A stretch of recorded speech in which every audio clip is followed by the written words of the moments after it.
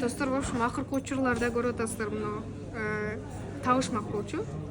Бир адамдын алдына барганда баш кийимин чечет дегенчи, бул любой эле адам баш кийим кийип жүргөн адам бир адамдын алдына барганда сөзсүз түрдө баш кийимин чечет. Ал кайсыл адамдын алдына барганда деген суроо. Азыр вообще ошонун бүт бардыгын не то ойлоп комментарий жазып атышат. Учкун байке, сиз айтыңызчы. Кайсыл адамдын алдына барганда сиз башыңызда турган баш кийимиңизди по-любому чечишиңизге туура келет. Кимдин алдына барганда чечишиңиз мүмкүн? Урматтуу мекендештер, эгерде билгендер болсо комментарийге жаза кетиңиздер. Биз да билип алайлы, мен билбедим дегенди сурап атат эле. Сөзсүз комментарийге жазыңыздар билгендер болсо. Тауыңда ойлонуп көрүңүздөр сиз. Тапкан аракет кылың. Элементарный, силер жума сайын барасыңар даже адамдын алдына. Кимдин алдына барышыңыз мүмкүн баш кийимиңизди чечесиз?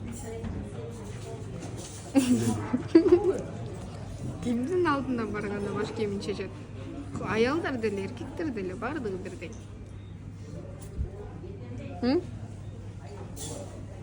Кимдин алдына барганда?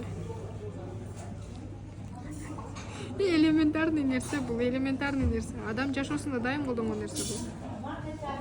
Азыр кийим көп, ошентип иштеген адам көп.